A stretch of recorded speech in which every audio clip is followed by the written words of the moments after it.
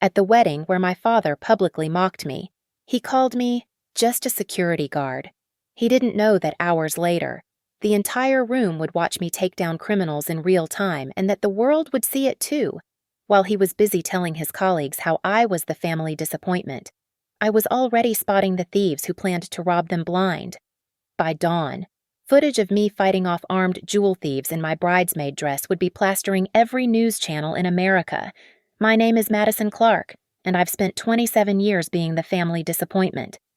Growing up in Cleveland's most exclusive neighborhood, I learned early that success in the Clark household came with very specific definitions.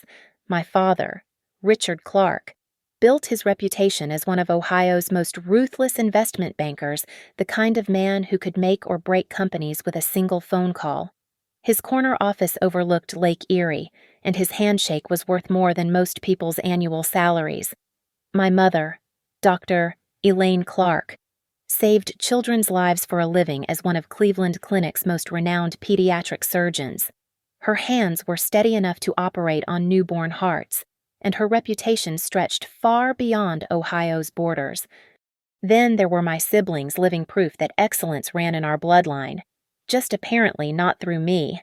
Matthew, my older brother by 3 years, had sailed through Harvard Law and was already making partner track at one of Chicago's most prestigious firms.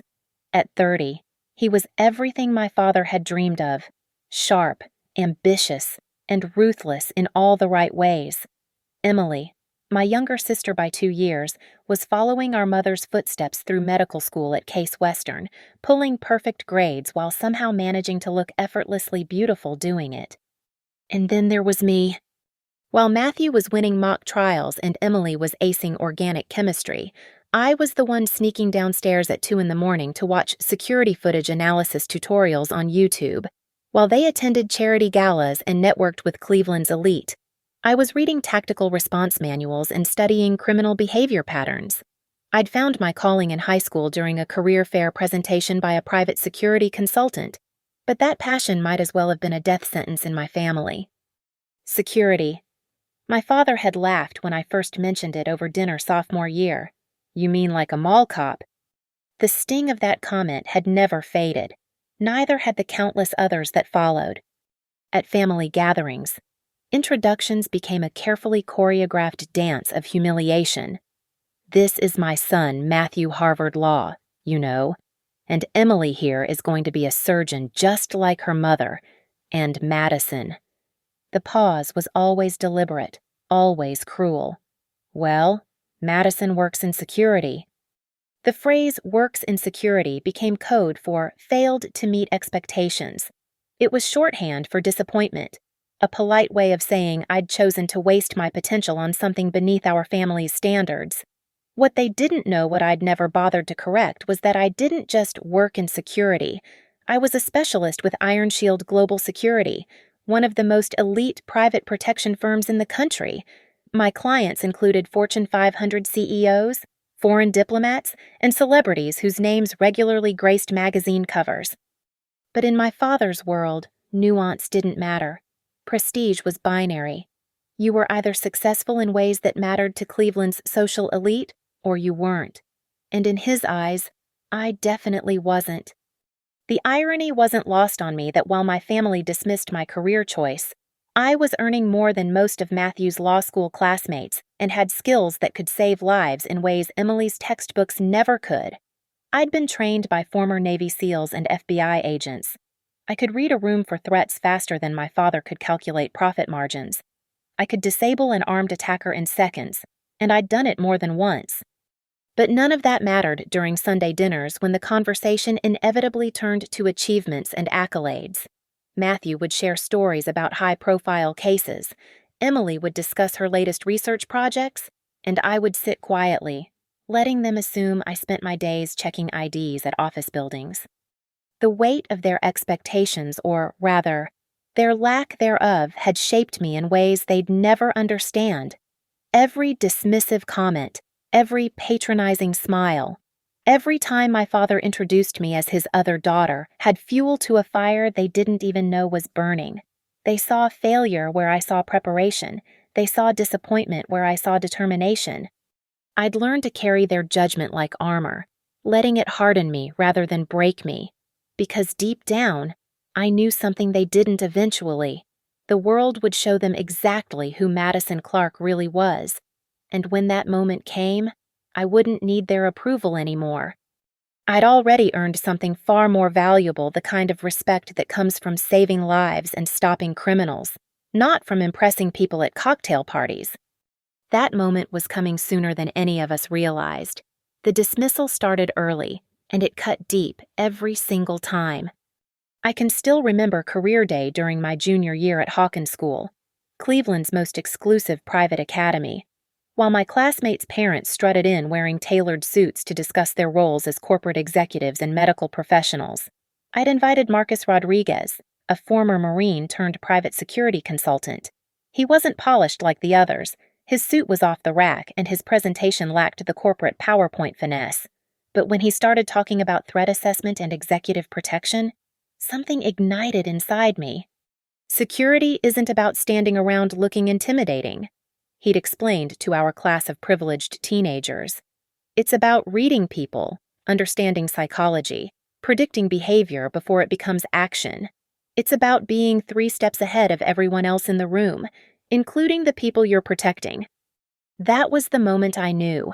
While my classmates were taking notes about investment banking and medical residencies, I was completely absorbed by his stories of protecting diplomats in hostile territories and preventing assassination attempts on Fortune 500 CEOs. This wasn't mall security or nightclub bouncing. This was strategic, intellectual, life-or-death decision-making at its finest. I'd rushed home that evening, bursting with excitement to share my newfound passion with my family. The dinner table fell silent as I explained what I'd learned, how I wanted to study criminal justice and security management, maybe even get into federal protection services. My father had set down his wine glass slowly, deliberately. "Madison, sweetheart, that's not really a career for someone with your advantages." "What do you mean?" "I mean, we didn't spend a fortune on your education so you could become a glorified bodyguard." My mother had tried to soften the blow. "What your father means is that you have so many other options available to you. Why limit yourself?" But I knew what they really meant. Security work was blue-collar in their minds, beneath the Clark family standard.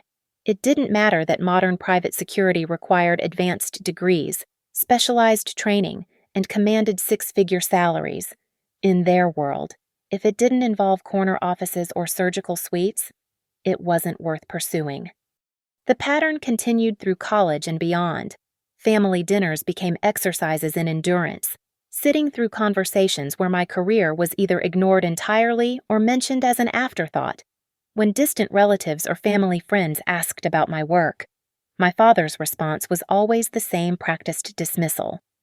"Huh, she's in security," he'd say with a tight smile, usually followed by a quick subject change to Matthew's latest legal victory or Emily's academic achievements. What they didn't know, what I'd deliberately chosen not to share, was that I'd graduated magna cum laude with degrees in criminal justice and international relations.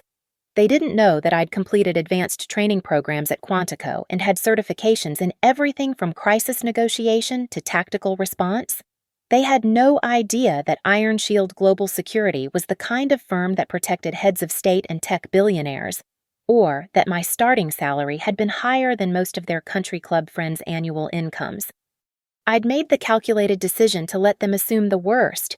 Every time my father introduced me as someone who didn't go to law school, just worked security, I bit my tongue and filed it away.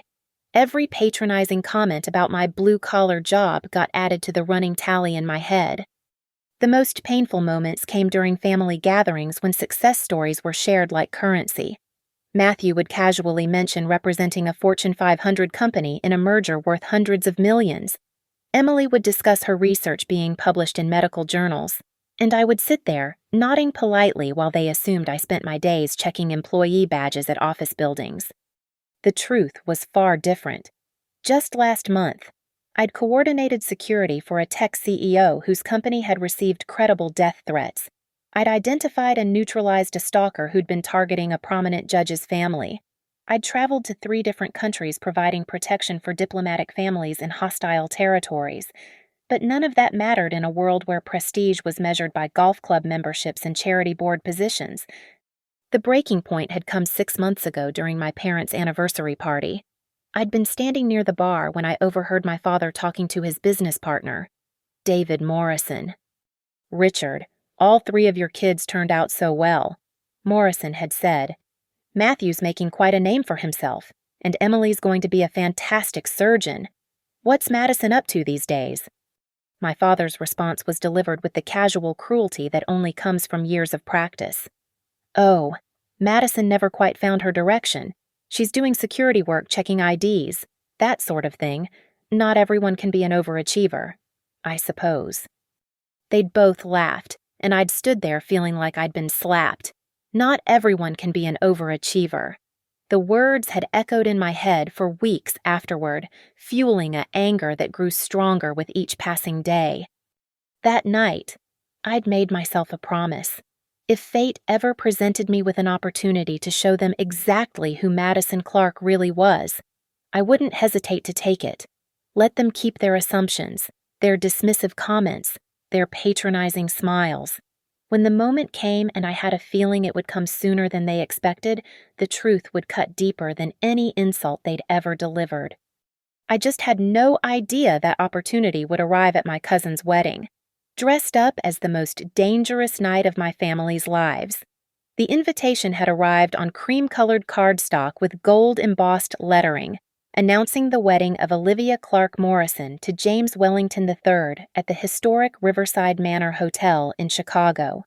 3 days of festivities for Cleveland's social elite, complete with a rehearsal dinner, the ceremony itself, and a post-wedding brunch that would serve as the final networking opportunity before everyone returned to their perfectly curated lives. I should have been excited.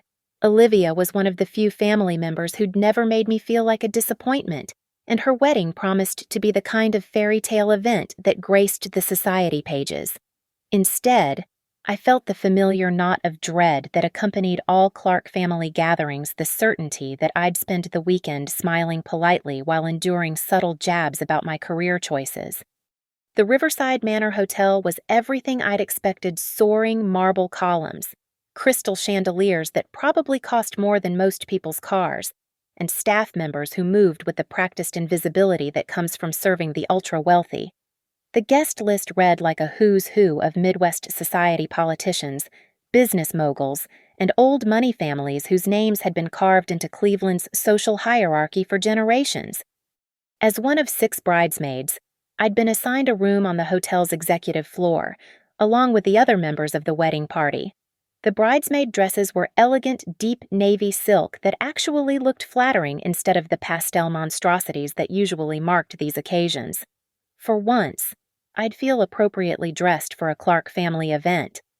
The rehearsal dinner on Friday evening was held in the hotel's grand ballroom, with round tables draped in ivory linens and centerpieces that probably cost more than my monthly rent. I'd been seated at a table with college friends of Olivia's, carefully positioned away from the family power players who occupied the tables closer to the head table. The arrangement was subtle but deliberate, another reminder of my place in the family hierarchy. I was halfway through the salmon course when I heard it. My father's voice carried across the ballroom with the confidence of a man accustomed to commanding attention. He was standing near the bar with a group of his business associates, whiskey glass in hand, holding court as usual. The conversation had turned to family updates, the kind of competitive parent discussions that were standard at these gatherings. "How are your kids doing, Richard?" I heard someone ask. "Oh, wonderful," my father replied, his voice warming with pride. "Matthew just made senior associate at his firm, youngest in the company's history, and Emily's graduating medical school next year, already has her residency lined up at Johns Hopkins." There was a pause, and I knew what was coming. I could feel it building like a storm on the horizon. "And what about Madison?" Another pause, longer this time, filled with the kind of calculated timing that my father had perfected over decades of delivering difficult news to clients. "Madison." He laughed, the sound carrying just enough affection to mask the dismissal underneath. Well, Matthew's a lawyer, Emily's going to be a surgeon, and Madison, she's just a security guard. The words hit me like a physical blow. Just a security guard. Not even the dignity of works in security this time. Just a security guard, delivered with the casual cruelty of someone discussing the weather. The laughter that followed was polite but pointed, the kind that wealthy people use when they encounter something beneath their usual standards. I sat frozen in my chair, my fork suspended halfway to my mouth, feeling every eye in my vicinity turn toward me with a mixture of pity and curiosity. "Everyone finds their level, I suppose," someone replied, and the conversation mercifully moved on to safer topics. But the damage was done. The words echoed in my head throughout the rest of the dinner, through the toasts and speeches and forced smiles. Just a security guard, as if my entire career, my education, my expertise, everything I'd worked for could be summarized in 4 dismissive words. I excused myself early, claiming exhaustion from the travel, and retreated to my room. But sleep didn't come easily. Instead, I lay awake staring at the ceiling, my father's words playing on repeat in my mind, the casual way he'd delivered them, the laughter from his colleagues, the complete absence of any acknowledgement that I might be anything more than what he'd described. By 3 a.m, something had crystallized inside me. I was done swallowing my pride, done accepting their narrative about who I was supposed to be. I'd spent years letting them define me by their limitations, their narrow view of what constituted success and worth. If fate presented me with an opportunity, any opportunity to show them exactly who Madison Clark really was, I wouldn't hesitate. Let them keep their assumptions about security guards and blue-collar work. When the moment came to prove them wrong, I'd be ready. I had no idea that moment would arrive in less than 18 hours, dressed up as every wealthy family's worst nightmare. But as I finally drifted off to sleep, one thought kept echoing in my mind. If they wanted to see what a security guard could really do, they were about to get a front-row seat to the show of their lives. The wedding was going to be unforgettable, just not in the way anyone expected. The morning of the wedding, I woke up at 6:30 with the sharp alertness that came from years of training, while the other bridesmaids were probably nursing hangovers from the rehearsal dinner's open bar. I was already scanning my surroundings with the systematic thoroughness that had become second nature. Something felt off. It started with small things, details that most people would dismiss as wedding day chaos, but that my trained eyes cataloged as anomalies. During my morning coffee run to the hotel lobby, I noticed a man in housekeeping uniform wheeling a cart past the elevator bank. His uniform was standard issue, but the shoes were wrong. Expensive leather Oxfords instead of the practical non-slip footwear that actual housekeeping staff wore. His hands were too clean, nails too manicured for someone who spent their days cleaning hotel rooms. I filed it away and continued my reconnaissance. The second red flag came during the bridesmaids' breakfast in Olivia's suite. Through the floor-to-ceiling windows overlooking the hotel's main entrance, I spotted a man in a photographer's vest adjusting equipment near the valet station. His movements were precise, methodical, but he wasn't taking pictures. Instead, he was systematically cataloging every vehicle that arrived, noting license plates and passenger counts with the efficiency of someone conducting surveillance. My pulse quickened. Years of training had taught me to trust my instincts, and every instinct I had was screaming that something was wrong. The third anomaly appeared during our pre-ceremony photo session in the hotel's ornate lobby. A supposed guest wandered through the background of our shots, but instead of admiring the decor or mingling with other early arrivals, his eyes were mapping exit routes. He moved with the deliberate casualness of someone trying very hard to appear natural while mentally cataloging the layout of every room he entered. 3 strikes. In my line of work, 3 anomalies constituted a pattern, and patterns meant trouble. While the other bridesmaids fussed over final touches to their makeup, I stepped into the hallway and pulled out my encrypted phone. My supervisor at Iron Shield, Sarah Mitchell, answered on the second ring. Madison, aren't you supposed to be at a wedding? I am, and I think we've got a problem. I quickly described what I'd observed, keeping my voice low and professional. 3 individuals showing surveillance behavior patterns consistent with pre-operational reconnaissance. Sarah's tone shifted immediately. Location: Riverside Manor Hotel, Chicago. High-value target environment. We're talking old money, politicians, business executives, the kind of gathering that would attract attention from organized theft crews. I heard typing in the background as Sarah accessed our databases. Madison, you need to hear this. We've had intelligence chatter about a crew targeting high-end weddings across the Midwest. They hit a banker's daughter's wedding in Detroit 3 weeks ago, got away with over $2 million in jewelry and gifts. Same MO inside reconnaissance, coordination with corrupt staff. Strikes during the ceremony when security is focused on crowd control rather than asset protection. My blood ran cold. Description of the crew: 3 to 5 members, led by Vincent Torres, goes by Vinny the Violet because of his preference for high-value jewelry heists. Former military, highly organized, extremely dangerous when cornered. I thought about Olivia's grandmother's diamond necklace, a family heirloom worth more than most people's houses, about the gift table I'd seen being set up in the reception hall, already groaning under the weight of crystal, silver, and jewelry from Cleveland's wealthiest families. How long until backup can reach me? Chicago PD has been notified, but with weekend staffing and traffic. Sarah paused. You're looking at 45 minutes minimum, maybe longer. The ceremony was scheduled to begin in 30 minutes. Sarah, if I'm right about this, they'll move during the ceremony when everyone's distracted. I need to… Madison, you're off duty. You're a wedding guest. Do not engage unless there's immediate threat to life. But even as she said it, we both knew the reality. If Torres's crew was here, if they were planning to strike during my cousin's wedding, I was the only thing standing between them and a room full of people I cared about. My family might think I was just a security guard, but right now, I was the only security they had. Understood, I replied, though we both knew I was lying. After ending the call, I returned to the bridal suite where chaos was reaching fever pitch. Olivia was radiant in her grandmother's gown, the diamond necklace catching the light like captured starfire around her throat.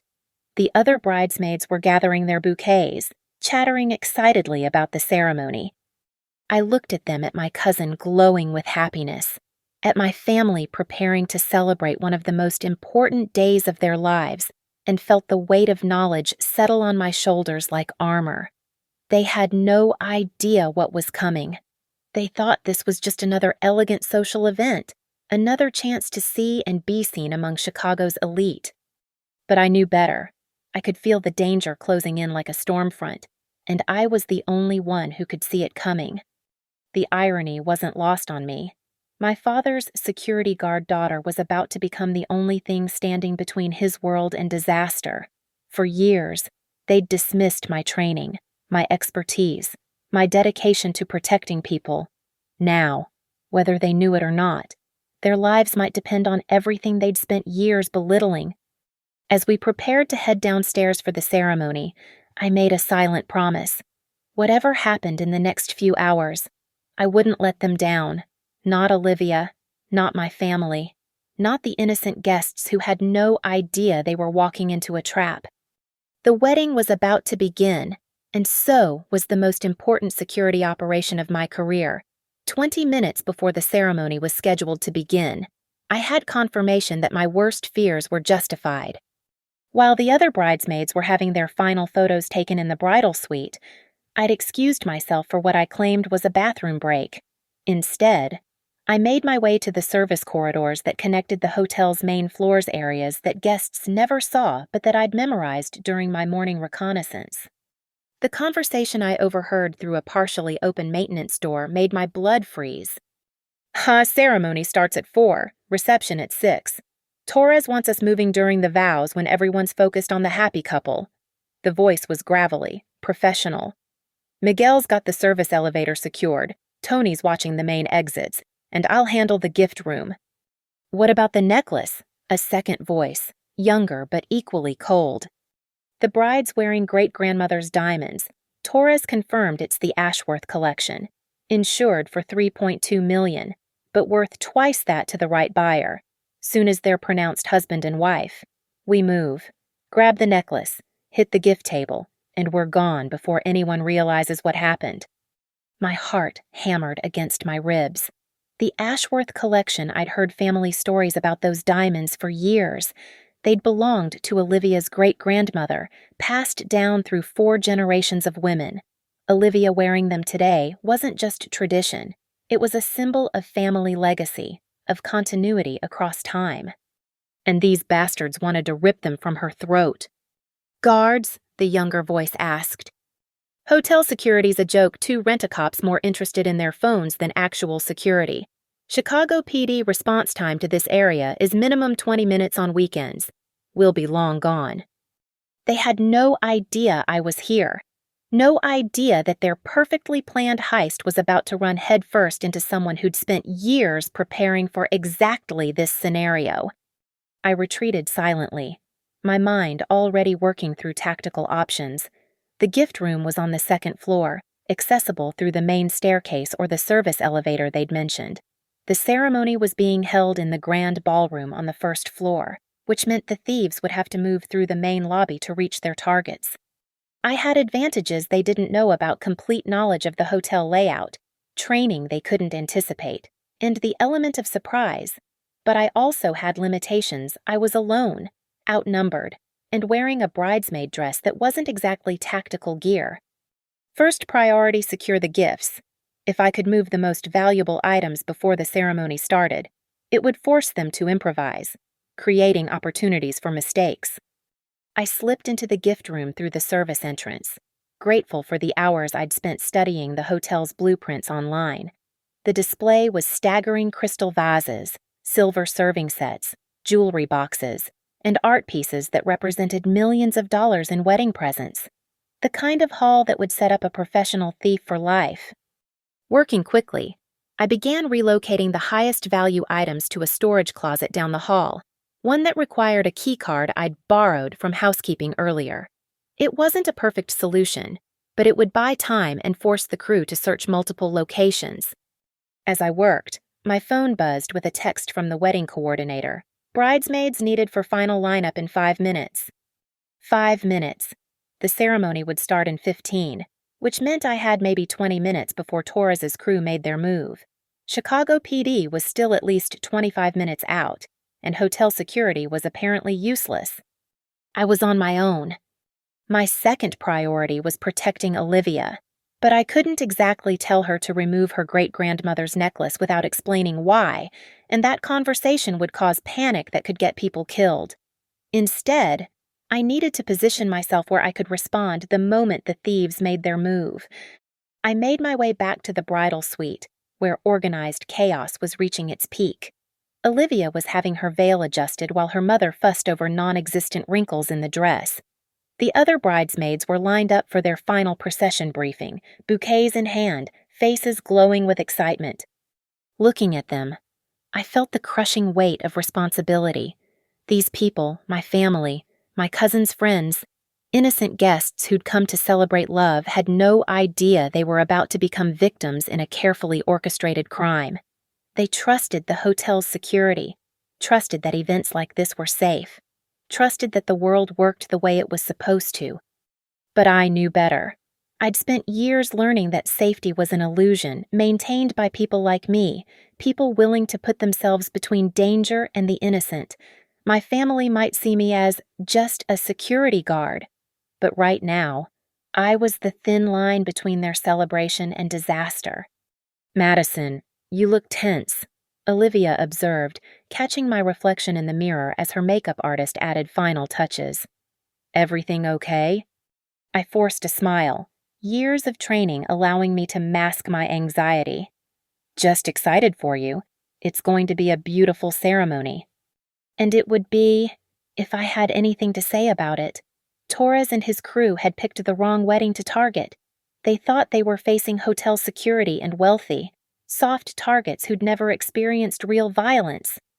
They had no idea they were about to meet someone who'd spent years preparing for this exact moment, someone who'd been dismissed and underestimated her entire life, but who possessed skills they couldn't imagine. The irony was almost perfect.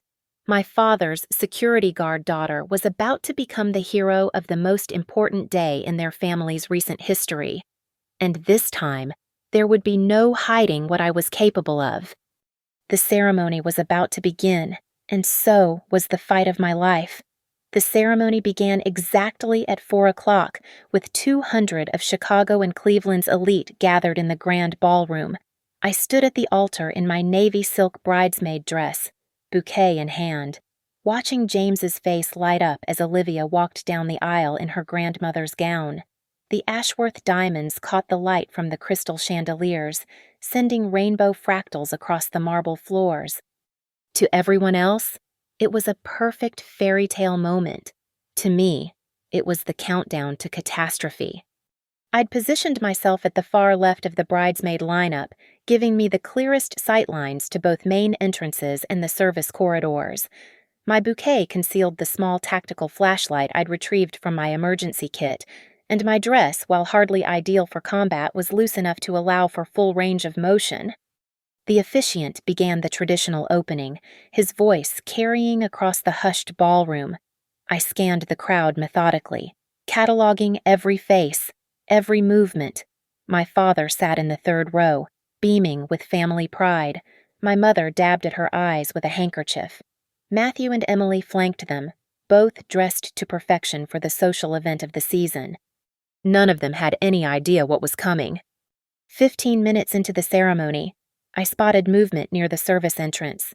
A figure in hotel staff clothing slipped through the doors, moving with the practiced invisibility of someone who belonged there. But I recognized him from my morning surveillance, the fake housekeeping employee with the expensive shoes. My pulse quickened. They were moving early.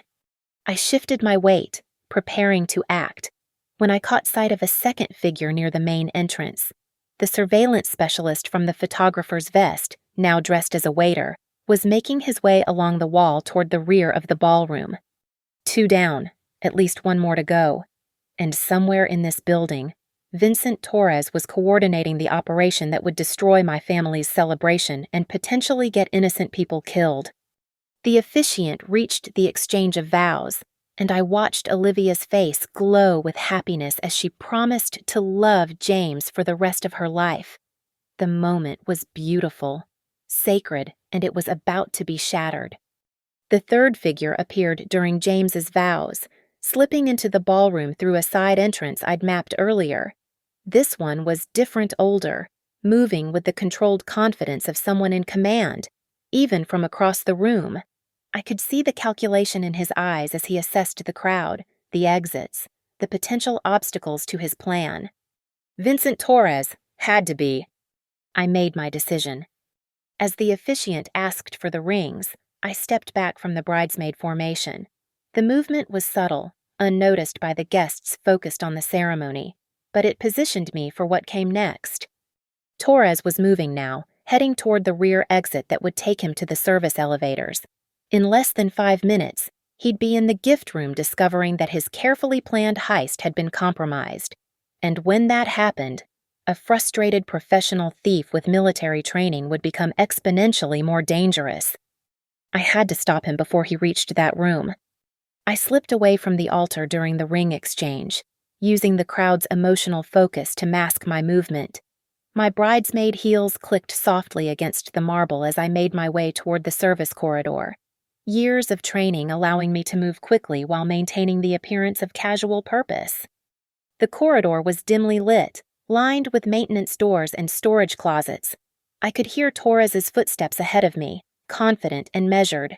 He had no idea he was being followed, no reason to suspect that a bridesmaid might pose any threat to his operation. That overconfidence was about to cost him everything. I caught up to him near the service elevator, where he was using what looked like a cloned keycard to access the restricted floors. He was taller than I'd expected, built like someone who'd spent years in military conditioning, but there was a softness around his edges that spoke of too many years living off stolen luxury. "Excuse me," I said, my voice carrying just enough breathless bridesmaid energy to sound harmless. "I think I'm lost. Could you help me find the ladies' room?" Torres turned, and I saw the exact moment when his professional assessment shifted from dismissal to suspicion. His eyes took in my appearance, the elegant dress, the wedding makeup, the bouquet still clutched in my hand, but something in my posture or stance triggered his survival instincts.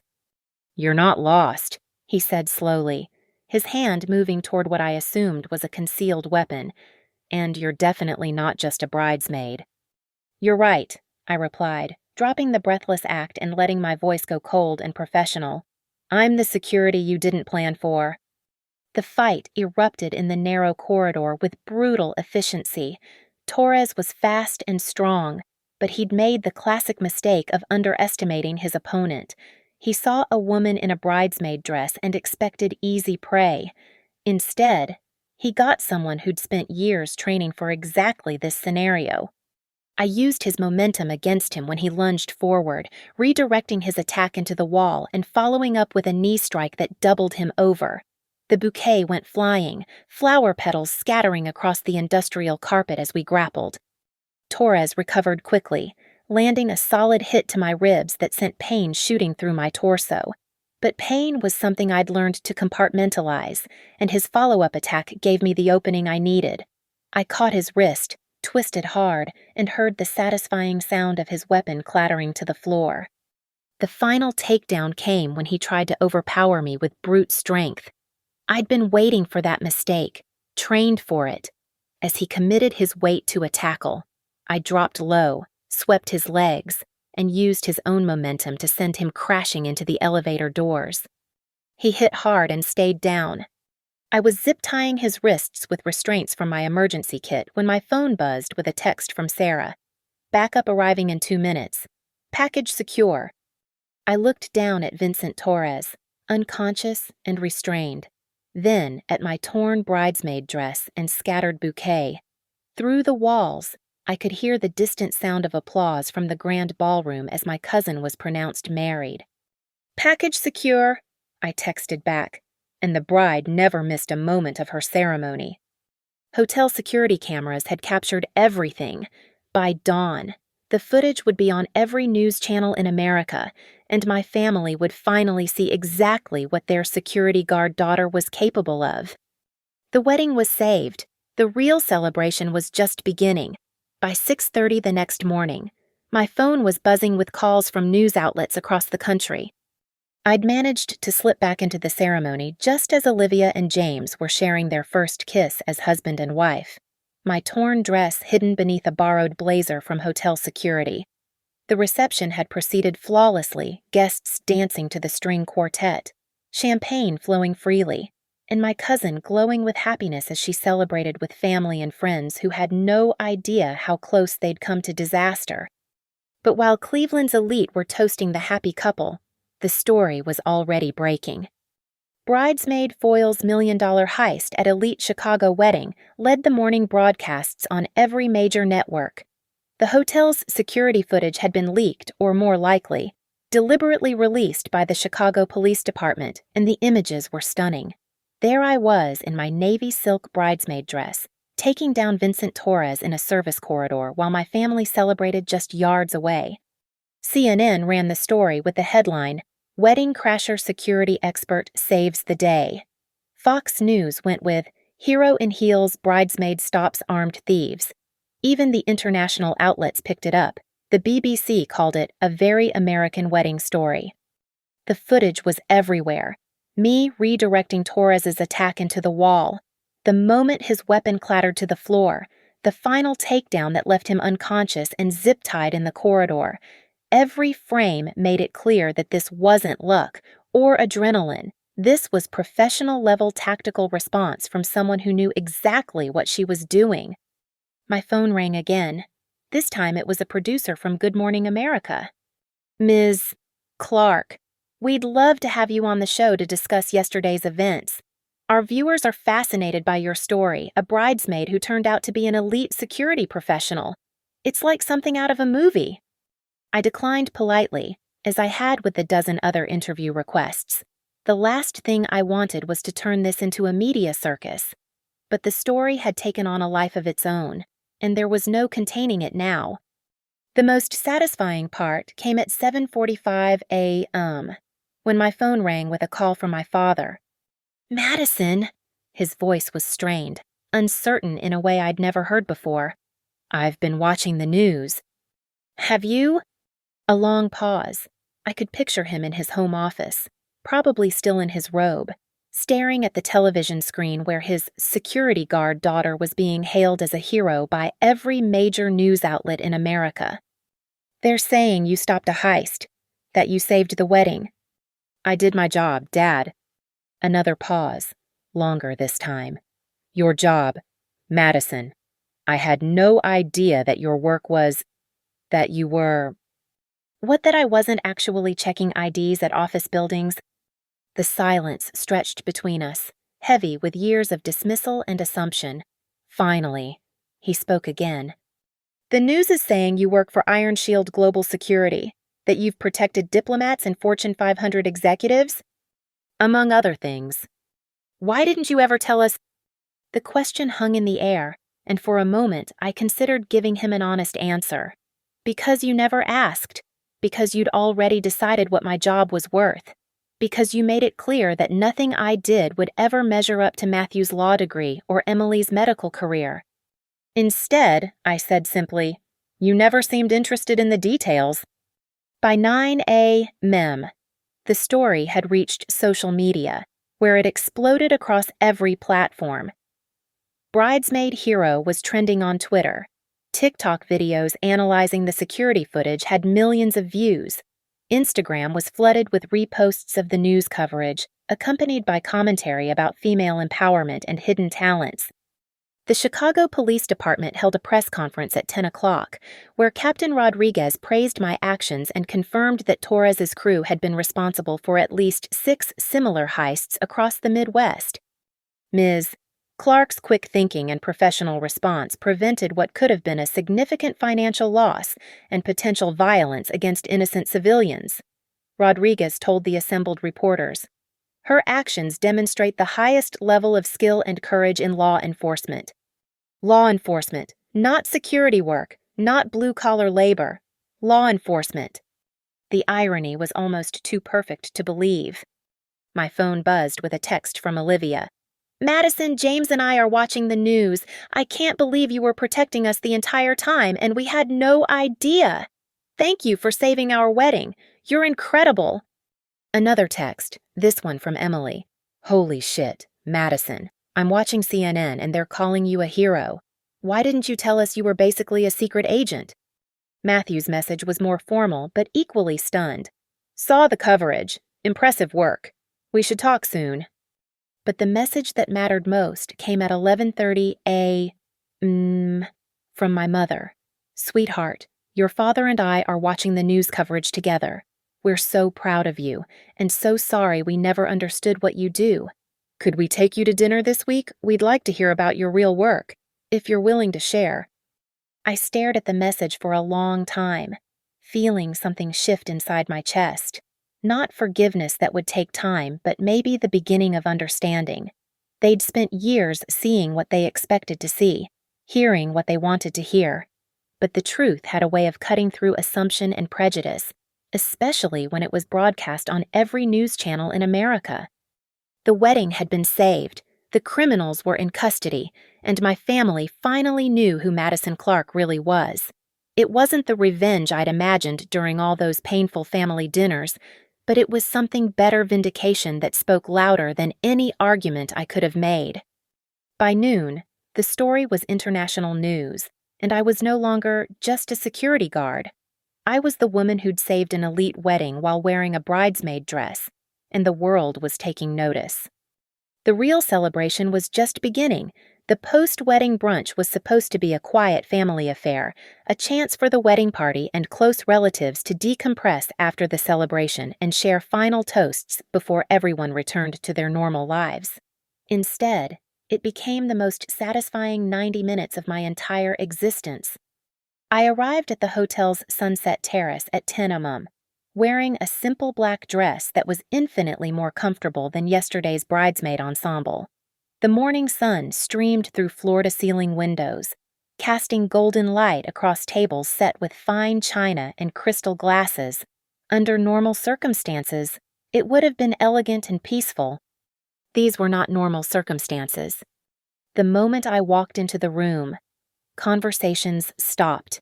Every head turned in my direction, and I could feel the weight of 200 eyes assessing me with completely new understanding.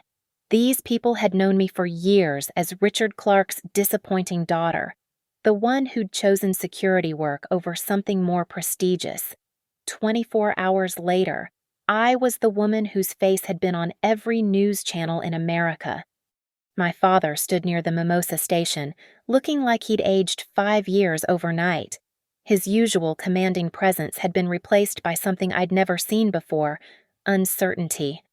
When our eyes met across the room, he straightened his shoulders and walked toward me with the deliberate pace of a man approaching something dangerous. "Madison," he said quietly when he reached me, "I owe you an apology." The words hung in the air between us, and I could feel the attention of everyone nearby. This wasn't a private moment. This was theater, performed in front of Cleveland's social elite who'd witnessed his dismissive comments about my career for years. I asked, keeping my voice neutral. He glanced around at the watching faces, then back to me. "I was wrong about your work, about what you do, about who you are." It wasn't enough. Not nearly enough to erase years of just a security guard and patronizing introductions. But it was a start. And more importantly, it was public. Everyone who'd heard him dismiss my career was now hearing him acknowledge his mistake. Before I could respond, a commotion near the entrance drew our attention. Captain Rodriguez from the Chicago Police Department was walking into the brunch, still in uniform, accompanied by a woman in an expensive suit who looked like federal law enforcement. The room fell completely silent. "Ms. Clark," Captain Rodriguez called out, his voice carrying across the terrace. "Sorry to interrupt your family celebration, but I wanted to thank you personally in front of the people who matter to you." He approached our small group with the confidence of someone accustomed to commanding attention. "Ladies and gentlemen, I'm Captain Rodriguez, Chicago PD. Thanks to Ms. Clark's actions yesterday, we were able to arrest Vincent Torres and his entire crew criminals who've been terrorizing high-end events across the Midwest for over 2 years. The woman beside him stepped forward. "I'm Special Agent Williams, FBI. The Torres organization was responsible for over $15 million in theft from events just like this one."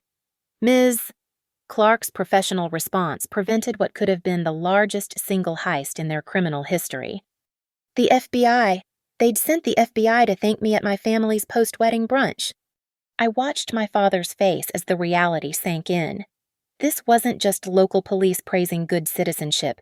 This was federal recognition of professional excellence, the kind of acknowledgement that couldn't be dismissed or minimized. "Ms.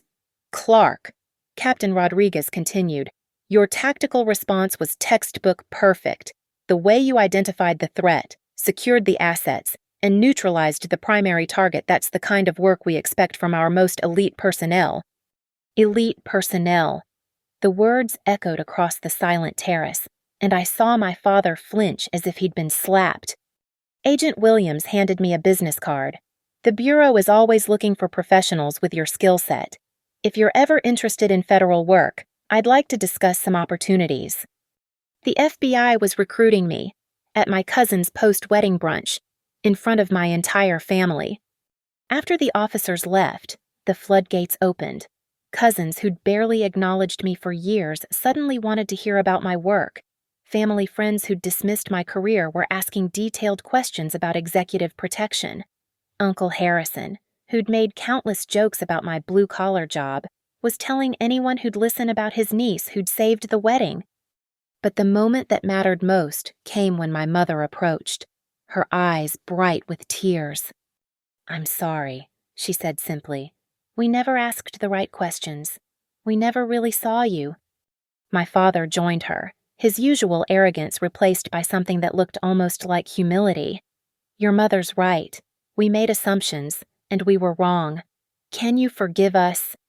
I looked at them, these people who'd shaped my life with their expectations and disappointments, and felt something shift inside my chest. Not complete forgiveness, not yet, but maybe the beginning of something better. "We can work on it," I said. The rest of the brunch passed in a blur of conversations I'd been waiting years to have. Matthew wanted to discuss the legal implications of civilian intervention in criminal activity. Emily was fascinated by the tactical medical training required for executive protection. Even the family friends who'd spent years treating me like an afterthought were suddenly interested in my expertise. As we prepared to leave, Olivia pulled me aside one final time. "Madison, I keep thinking about yesterday. You were protecting all of us, and we had no idea. How long have you been doing work like this?" "Long enough to know what real danger looks like," I replied, "and long enough to know that yesterday could have ended very differently if we'd gotten lucky." She hugged me tightly. "Thank you for making sure it didn't." Walking out of the Riverside Manor Hotel for the last time, I felt lighter than I had in years. The weight of their dismissal, their casual cruelty, their inability to see past their own narrow definitions of success, all of it had been lifted by 90 minutes of public vindication. My phone buzzed with another interview request, this one from 60 Minutes. I deleted it without reading the details. The story would fade eventually, replaced by newer news and fresher scandals. But the truth would remain. Madison Clark wasn't just a security guard, she was a professional who'd saved her family when it mattered most. And they would never forget that again. Thank you so much for listening to Madison's story of family expectations, hidden strength, and sweet vindication. I'd love to hear from you. Where are you listening to this story? Are you at home, commuting, or maybe taking a break from your own challenges with family expectations? Please leave a comment below, sharing your thoughts and where you're tuning in from so we can connect with listeners around the world. Don't forget to subscribe to the channel for more stories of ordinary people doing extraordinary things, and share your own thoughts about standing up for yourself when others underestimate your worth.